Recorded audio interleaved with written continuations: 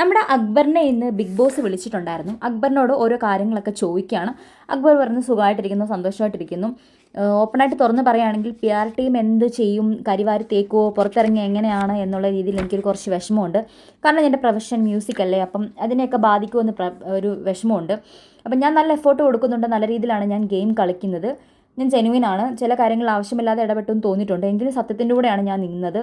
നല്ല രീതിയിൽ ഞാൻ എല്ലാ കാര്യങ്ങളും ചെയ്തു എന്നൊക്കെ ഞാൻ വിശ്വസിക്കുന്നു എന്നൊക്കെ ബിഗ് ബോസിനോട് നമ്മുടെ അക്ബർ തുറന്നു പറയുകയാണ്. അതിനുശേഷം അക്ബർ പുറത്തിറങ്ങി കഴിയുമ്പോൾ നമ്മുടെ ആദില നൂറ ചോദിക്കുകയാണ് അക്ബറിൻ്റെ അടുത്ത് എന്താണ് ബിഗ് ബോസ് പറഞ്ഞതെന്ന്. അപ്പം അക്ബർ പറയുകയാണ്, ബിഗ് ബോസ് പറഞ്ഞത് എനിക്കൊരു ടാസ്ക് തന്നിരിക്കുകയാണ്. ആ ടാസ്ക് അനുസരിച്ച് 1.5 മണിക്കൂറിനുള്ളിൽ ഒരാളെ കൊണ്ട് എൻ്റെ ഡ്രസ്സ് ഫുള്ള് കഴുകിപ്പിക്കണം.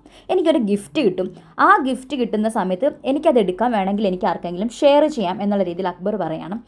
അപ്പോൾ അവർ ചിരിക്കുകയാണ്. അവർ പറഞ്ഞു, ഞങ്ങളിത് ഓൾറെഡി പ്ലാൻ ചെയ്തായിരുന്നു ഇങ്ങനെ കളിപ്പിക്കാൻ വേണ്ടിയിട്ട്, അതേപോലത്തെ ഒരു ഗെയിം അല്ലേ, ചുമ്മാ പറയല്ലേ എന്ന് ചോദിക്കുന്നു. അപ്പം നമ്മുടെ അക്ബർ പറയുകയാണ്, അങ്ങനെയല്ല, അത് ബിഗ് ബോസ് അന്ന് കേട്ടിരുന്നു, അതിനുവേണ്ടി ബിഗ് ബോസ് പ്ലാൻ ചെയ്തതാണെന്നൊക്കെ പറയുന്നുണ്ട്.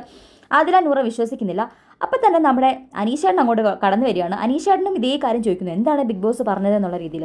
അപ്പോൾ അക്ബർ പറയുകയാണ്, എൻ്റെ ഷഡ്ഡി ഒരാളെ കൊണ്ട് കഴിയിക്കണം എന്നാണ് ബിഗ് ബോസ് പറഞ്ഞത്, സീക്രട്ട് ടാസ്ക് ആണ്. അപ്പം നമ്മുടെ ആദില പറയുന്നു, അക്ബർ തിരഞ്ഞെടുത്ത ആൾ അനീഷേട്ടനാണ്, അക്ബറിൻ്റെ ഷഡ്ഡി കഴുകാൻ സെലക്ട് ചെയ്തത് അനീഷേട്ടനെയാണെന്ന് പറയുന്നു. ഇത് കേട്ട് പൊട്ടിച്ചിരിച്ചുകൊണ്ട് അനീഷേട്ടൻ അക്ബറിനെ ഒരു പില്ലോ വെച്ചിങ്ങനെ അടുക്കിയാണ്. അനീഷേട്ടൻ ഇപ്പോൾ ഭയങ്കര ജോളിയാട്ടോ, എന്തുണ്ടെങ്കിലും തമാശയായിട്ടൊക്കെ എടുക്കുന്നുണ്ട്. അതേപോലെ തന്നെ എല്ലാവരുടെയും സ്നേഹം പിടിച്ചു പറ്റാനും എല്ലാവരുടെയും കൂടെ നല്ല രീതിയിൽ മിങ്കിൾ ചെയ്യാനൊക്കെ അനീഷേട്ടൻ ശ്രമിക്കുന്നുണ്ട്. പണ്ടൊക്കെ ആയിരുന്നു അനീഷേട്ടനോട് ഇങ്ങനെയൊക്കെ പറയുമ്പോൾ അനീഷേട്ടന് നല്ല ദേഷ്യമൊക്കെ വരുമായിരുന്നു. പക്ഷേ ഇപ്പോൾ ഒത്തിരി മാറ്റമുണ്ട്. നിങ്ങൾക്ക് എന്താ തോന്നുന്നതെന്ന് വെച്ചാൽ ഒന്ന് കമൻറ്റ് ചെയ്യുക. അതേപോലെ ചാനൽ ഒന്ന് സബ്സ്ക്രൈബ് ചെയ്യുക, ഷെയർ